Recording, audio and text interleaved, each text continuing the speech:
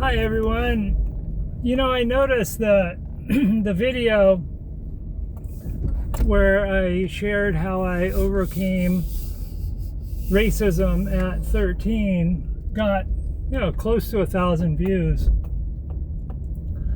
I don't know how many people watched the whole thing, but I thought I'd talk about it now, because what I left out then was that while I overcame personal feelings of racism at 13, I didn't overcome racism at 13, because I still had a considerable amount of structural racist cultural beliefs. I mentioned in that video about how my dad told me about the Zoot Suit riots. What he didn't say is that it was a white mob of Navy sailors who rioted and attacked people wearing zoot suits. But the media called it the Zoot Suit riots. And I remember thinking about that. It goes back to me growing up. I always grew up hearing about the Watts riots. And that's a bunch of black people rioting, from outrage, obviously, but it's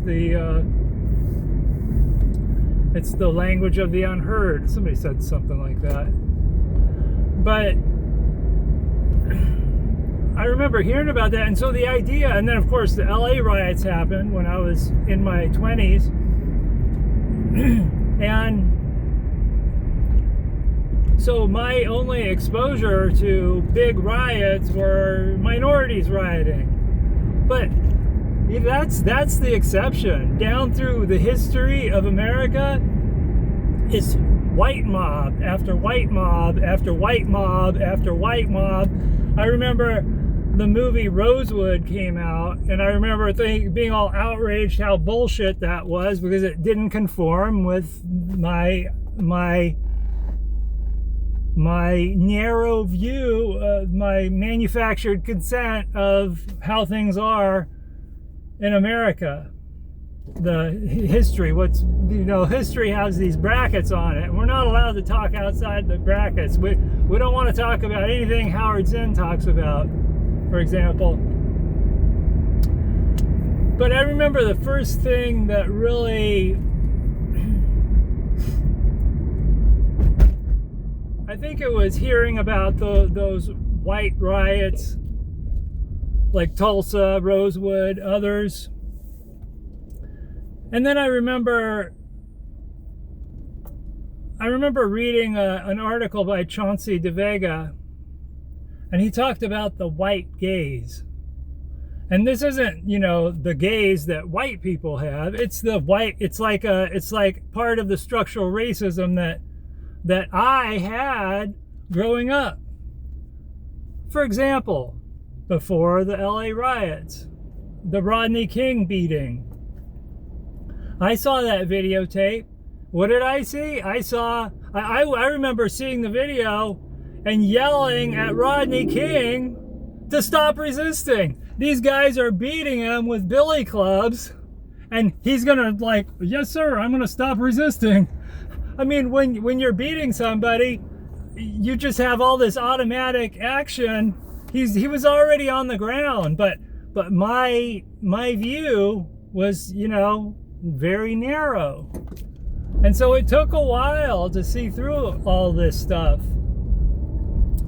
The biggest advantage, I think, for me to see through this stuff was my spiritual search, where I became committed to accepting the truth no matter how I feel about it. If it's true, if it's seen to be true, if it's legitimate, if it's actually the case, I'm going to accept it. And one of those things that I saw in myself was some narcissism. I had some narcissism that I had noticed before, but I never knew it was narcissism. I did look at it as a kind of a learning disability, ironically, because it's the worst learning disability that anyone could ever have, is to have narcissism. It really is. It's the worst learning disability there is. But So basically, I saw the narcissism in me. So I saw the narcissism in the culture. I think Dr. Ramani turned me on to this idea of cultural narcissism. There's a kind of cultural narcissism where people are narcissistic culturally, so they think of themselves as superior than others.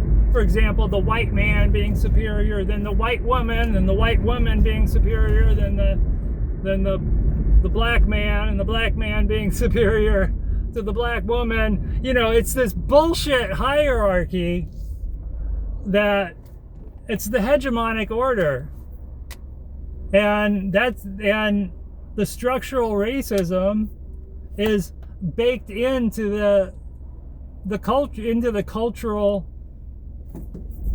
worldview that gets passed on from individual to individual. So anyway, it was kind of a slow process to let go of all that shit. Now, I can't say I'm a big ally or anything. On the ally continuum, I'm on the cowards end of ally, okay? So I'm just gonna be honest with you. I'm not the best ally. I'm a bit of a coward anyway. I'm a social avoidant, or I've been. I'm trying to get better, but it's kind of hard to do stuff when you're just, you know, alone in your room.